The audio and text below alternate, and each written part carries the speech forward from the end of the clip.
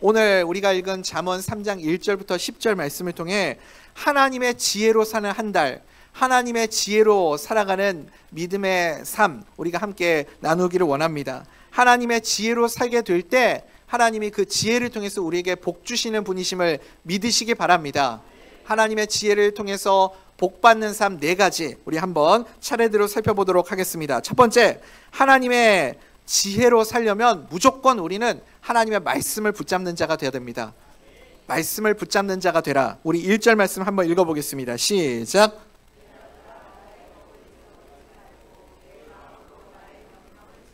아멘. 내 아들아 나의 법을 잊지 말고, 이렇게 말씀합니다. 나의 법, 이게 토라예요. 토라, 아비의 토라. 그러니까 쉽게 말하면 이게 율법이라는 뜻이기는 한데, 쉽게 말하면 부모님께 배운 말씀을 의미하는 겁니다. 부모님께 배운 하나님의 말씀. 그래서 신앙의 유산으로 이어받은 하나님의 말씀이 우리에게 지혜가 됩니다. 믿으십니까? 우리 각 가정마다 8월 한 달에는 이 신앙의 유산을 잘 이어주어서 하나님의 지혜가 자손들에게로 흘러가는 믿음의 가정들 다 되시기를 간절히 소원합니다. 신앙의 유산을 이어주는 제일 좋은 방법이 뭘까요, 여러분? 제가 볼 때는 함께 예배를 드리는 것이라고 생각합니다. 월상 예배에 함께 예배 드리는 것도 참 중요하지만 공예배에 나와서 함께 예배하는 것도 참 중요해요. 그렇지만 가정의 예배가 회복되는 8월 한 달 되시기를 간절히 소원합니다. 가정 예배는요, 하나님의 지혜와 축복을 물려주는 시간입니다. 그래서 저도 어렸을 때부터 이렇게 가정에서 예배를 드리는데, 가정에 어려움이 찾아오거나 위기가 있거나 문제가 생길 때마다 가정 예배를 드렸던 그 기억들이 있습니다. 그래서 이 가정 예배를 드리는 것이 몸에 배어 있는 것 같습니다. 사랑하는 우리 대전명석교 성도님들, 우리가 이 땅을 살면서요, 부모가 자녀에게 보여줄 수 있는 것이 무엇입니까? 부모가 자녀들에게 보여주어야 할 모습이 무엇일까요? 우리가요, 자녀들에게 말씀 붙잡고 살아가는 삶, 그리고 믿음의 유산을 우리 자녀들에게 물려줄 수 있기를 간절히 소원합니다. 우리에게요, 하나님의 말씀이 없고 신앙의 유산이 없으면 우리가 자녀들에게 해줄 수 있는 말이 아무것도 없잖아요. 무엇을 말씀하시겠어요? 네 자신을 믿고 살아라. 세상에 믿을 거 너밖에 없다. 너 세상에 믿을 것은 돈밖에 없다. 이런 거 여러분 자녀들에게 말씀하시겠습니까? 자녀들에게 세상 사람들이 말하는 그대로 세상에 믿을 건 돈밖에 없더라, 네 힘밖에 없더라, 이런 거 말하면요, 자녀들이 정말 마음에 평안이 있고 안정감이 있고 그 말 때문에 자신감을 얻고 그렇게 살아갈까요? 아니요. 그것 때문에 더 두렵고 더 불안하고 더 염려가 생기는 삶을 살아갈 수밖에 없습니다. 우리는 종종 그런 얘기 하잖아요. 너 엄마 아빠가 인생을 살아보니까 어디 가서 그래도 서름당하지 않으려면 일단 높은 자리에 올라가고 믿을 건 돈밖에 없더라. 뭐 이런 얘기 자녀들에게 그런 얘기 할 때가 있지 않습니까? 그런데 그런 얘기하면요, 자녀들이 정말 그 마음에 안정감이 생길까요? 정말 내가 그래 악착같이 이악 물고 돈 많이 벌고 그리고 높은 자리에 올라가면 안정감이 생기고 평안하겠구나, 그런 생각을 가질까요? 그렇지 않다라는 거예요. 오늘 우리가 월상 예배 때도 한번 보십시오. 월상 예배 나와서 교회 왔는데 여기 강단에서는 세상 사람들이 알고 있는 상식, 세상 사람들이 말하는 가치관과 전혀 다른 그 메시지를 지금 여기서 전하고 있지 않습니까? 하나님이 우리에게 주시는 지혜는 세상이 알 수 없는 지혜입니다. 믿는 자가 세상을 살아가는 지혜는요, 그래서 나를 의지하는 게 아니에요. 나를 의지하는 것이 아니라 무엇을 의지해야 되겠습니까? 하나님의 말씀을 의지하고 말씀의 주인 되시는 하나님을 의지하는 삶을 살아가야 하는 줄 믿습니다. 그러면 또 세상 사람들은 말씀 붙잡고 살아가야 됩니다, 이런 얘기하면 또 뜬구름 잡는 소리 하고 있네, 이런 생각 갖겠죠. 지금 우리 중고등부 자녀들이 백화점 수련회 가가지고 거기서 열심히 예배드리고 또 기도하고 그러면서 은혜를 받고 있습니다. 수련회 가서 은혜를 많이 받았는데 이렇게 신앙생활하는 자녀들이 학교에 가면 자꾸 혼란스러운 거예요. 헷갈리는 겁니다. 왜 선생님이랑 친구들이 나를 이렇게 이상하게 보지? 내가 내 생각이 잘못됐나? 내가 잘못된 생각을 가지고 살았나? 그러면서 혼란스러워하고 헷갈리는 거예요. 왜냐하면 성경이 가르치는 지혜와 세상이 말하는 지혜가 너무 다르기 때문에 그렇습니다. 세상은 뭐라고 말해요? 세상에 믿을 거 없으니까 너 자신을 의지해라. 너 자신의 힘을 키워라. 그렇게 말하지 않습니까? 그러니까 불안할 수밖에 없어요. 왜요? 나는 나 자신을 제일 잘 아는 사람이 누구예요? 나잖아요. 내가 나 스스로가 믿을 만한 존재가 아니라는 것을 우리는 누구보다도 내가 잘 알지 않습니까? 불안하니까 내가 나를 의지하고 이 세상을 살아가야 한다고 하면 너무 불안하니까 두려우니까 자꾸 힘을 키우려고 하겠죠. 나를 강화시키려고 하겠죠. 더 노력하고 더 공부하고 더 돈을 벌고 그러면 안전해질 것이다 이렇게 생각을 하는데 사실은 그 마음속에 불안함만 더 증폭이 되는 겁니다. 세상 사람들은 그래서 죽을 때까지 애쓰고 힘쓰다가 그러면서 불안과 두려움을 해결하지 못하고 죽는 순간에도 불안과 두려움 속에서 그렇게 죽음을 맞이하지 않습니까? 왜요? 구원의 문제가 해결되지 않기 때문에 그렇습니다. 사랑하는 우리 대전명석교회 성도님들, 오늘 그래서 우리에게 잠언을 통해서 하나님이 우리에게 가르쳐 주시는 지혜는 무엇입니까? 우리가 붙잡고 살아가야 할 지혜는 무엇입니까? 나를 강화하는 것이 아니라 하나님을 극대화하는 그런 삶을 살아갈 수 있기를 축복합니다. 예수님을 크게 보는 그런 믿음의 삶을 살아가시기 바랍니다. 그게 지혜라는 거예요. 이것은 세상이 말하는 지혜와는 전혀 다른 길입니다. 오늘 그래서 1절에서 뭐라고 말씀합니까? 토라를 잊지 말아라. 말씀을 잊지 말아라. 그게 복을 받는 길이다. 그렇게 우리에게 설명하고 있습니다. 하나님의 지혜와 복이 오는 길은 그래서 말씀을 붙잡는 것에서부터 시작이 됩니다.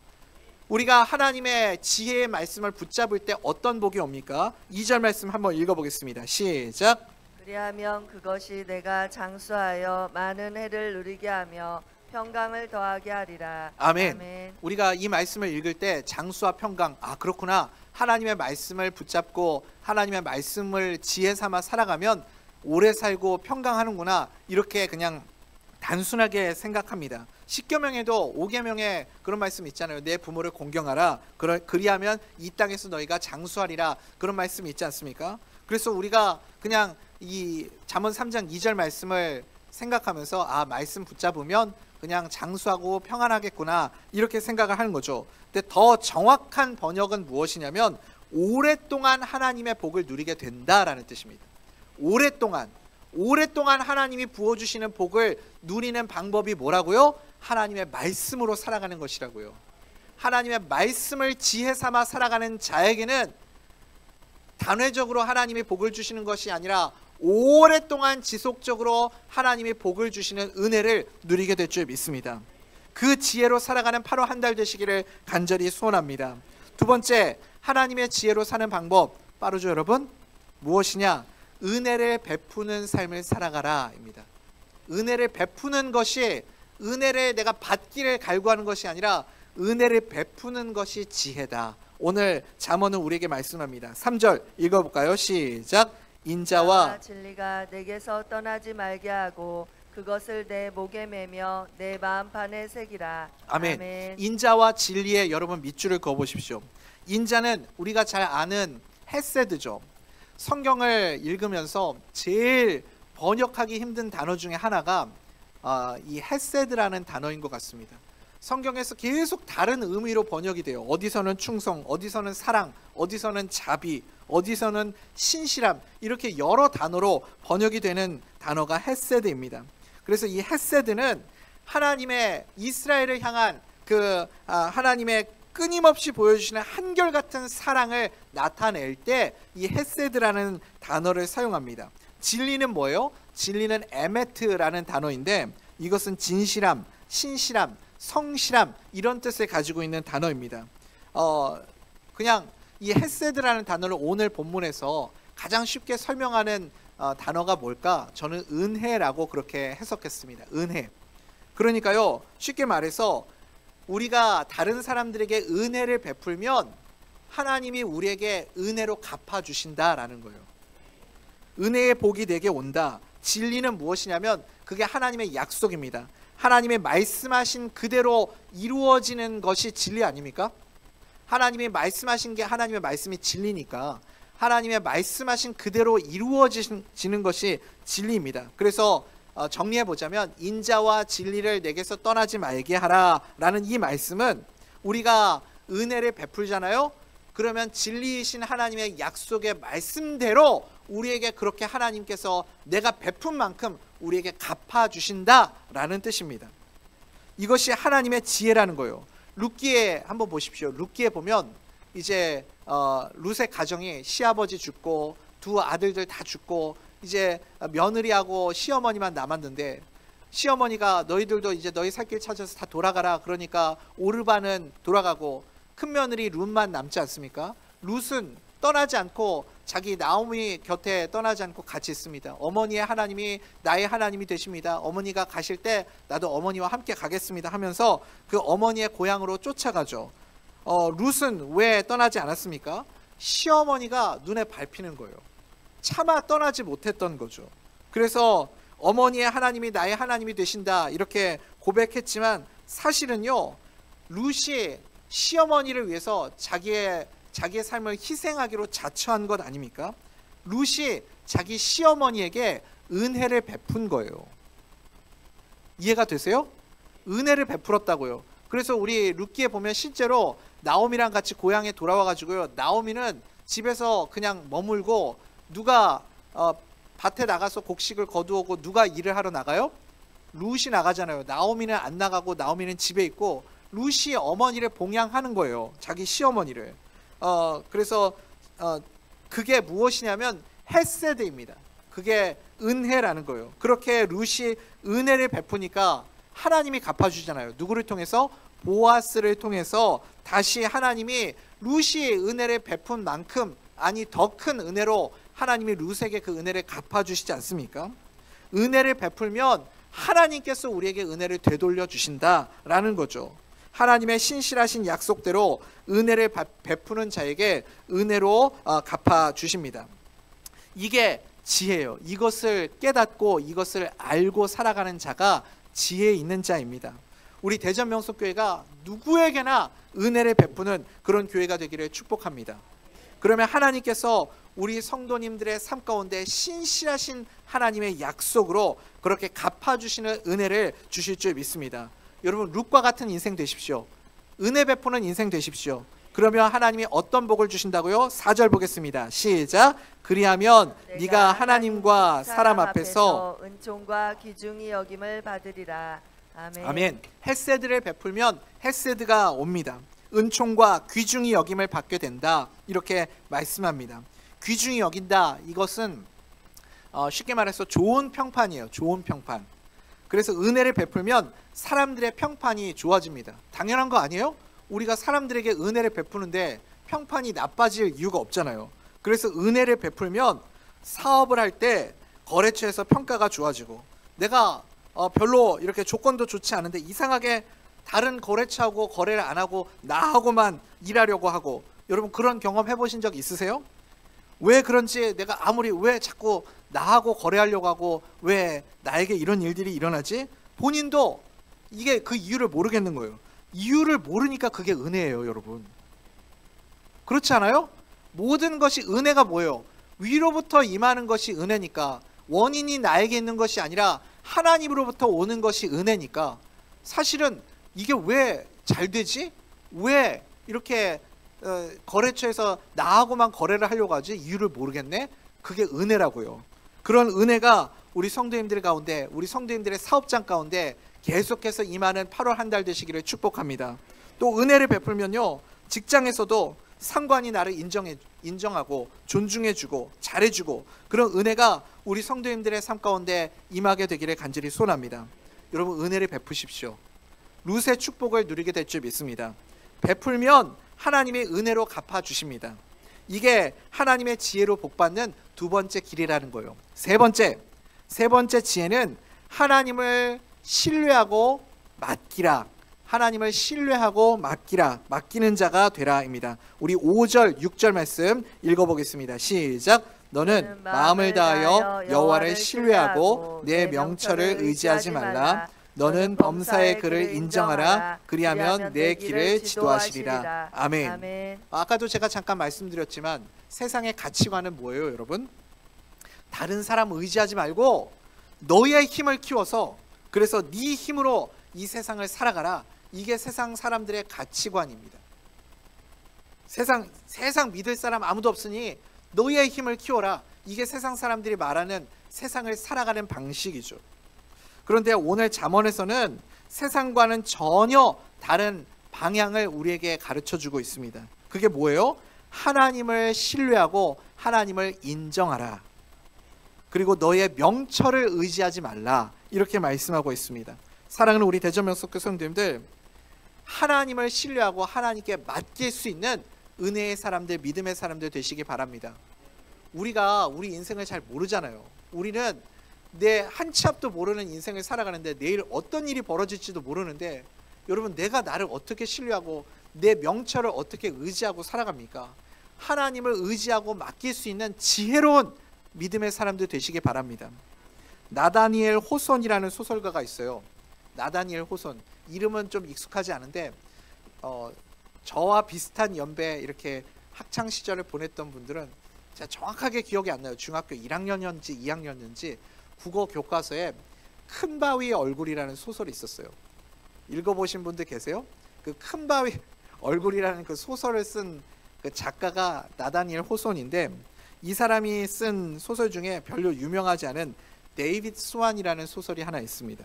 책 제목이 데이빗 스완인데, 이 데이빗 스완이라는 사람이 보스턴으로 이렇게 향해 가다가 너무 피곤해가지고 어느 나무 그늘에 앉아서 쉬다가 이렇게 깜빡 잠이 든 거예요. 잠이 든 사이에 일어난 에피소드를 이 작가가 이렇게 쓴 거죠.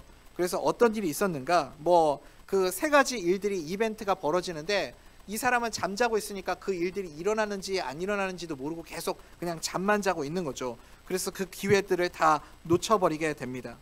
잠자고 있는 사이에 제일 먼저는 어떤 사람이 오냐면, 돈이 많은 부유한 어떤 나이가 많은 노부부가 이렇게 와가지고 마차를 타고 지나가다가 잠이 들어있는 이 데이빗을 보고 저 사람을 우리의 양자로 삼을까? 이렇게 마음을 갖습니다. 그런데 이 사람이 자고 있으니까 대화를 못 하잖아요. 그래가지고 대화를 못하고 그냥 지나가 버립니다. 두 번째는 어떤 일이 있냐면, 이 사람이 자고 있으니까 강도가 찾아왔어요. 그래서 이 사람을 죽이고 물건을 빼앗으려고 했는데, 그런데 또 다른 지나가는 사람들이 보여가지고 강도가 급히 도망을 쳐버렸습니다. 근데 이 사람은 자기에게 그런 일이 일어나는지도 모르고 그냥 계속 자고 있는 거죠. 또 조금 있다가 이제 세 번째는 한 젊은 여인이 지나가다가 이 사람이 잠들어 있는 모습을 보고 호감을 느끼고, 저 사람이 깨어 있었으면 말이라도 한번 걸어봤을 텐데 이러면서 아쉬워하면서 떠나버립니다. 이 데이빗이라는 사람이 이 모든 일들이 일어나는지도 모른 채 잠들었다가 깨어나서, 그래서 다시 보스턴으로 향해서 가게 됩니다. 그래서 이 주인공은 자기에게 어떤 기회가, 얼마나 큰 기회가 있었는지조차도 전혀 인식하지 못하고 갔다. 이게 소설의 내용이에요. 이 정도는 저도 쓰겠어요. 여러분, 되게 황당하지 않습니까? 우리도 이 정도는 쓸 수 있지 않아요? 근데 여러분, 메시지가 뭐예요? 자기도 모르는 사이에 어느 부잣집 양자가 될 뻔도 했고, 자기도 모르는 사이에 강도 만날 뻔도 했어요.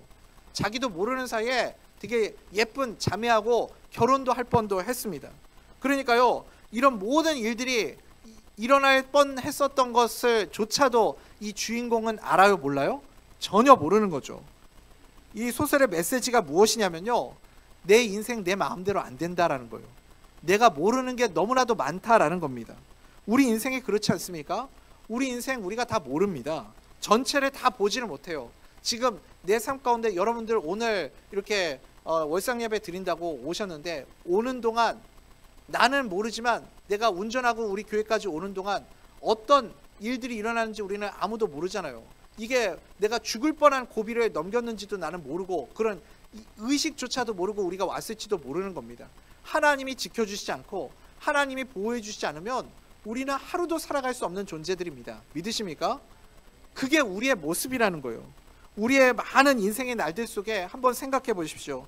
우리가 자고 깨고 먹고 일하고, 그렇게 살았던 순간들이 얼마나 많이 있었습니까? 그런데 내가 알지도 인식하지도 못하는 많은 순간들 속에 엄청나게 많은 축복이 내게 올 뻔했던 적도 있었을 테고, 또 엄청나게 큰 재앙이 올 뻔하다가 그렇게 떠나가 버린 적도 있을 것이고, 그런데 그 모든 일들 속에서 나의 삶에 이 모든 일들을 조율하고 계시는 분이 누구예요?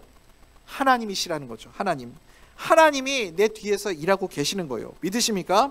그러니까요, 지혜가 무엇이냐면, 하나님의 지혜가 무엇이냐면, 내가 죽으라고 일한다고 내 삶이 완성되는 것이 아니라 하나님께 신뢰하고 맡길 때 나의 삶을 하나님께서 완성시켜 주신다.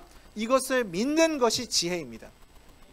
그래서 하나님의 지혜로 사는 자에게 하나님이 복을 주십니다. 하나님께 맡기면 어떤 복을 주세요? 우리 7절 8절 말씀 한번 읽어보겠습니다. 시작. 스스로 지혜롭게 여기지 말지어다. 여호와를 경외하며 악을 떠날지어다.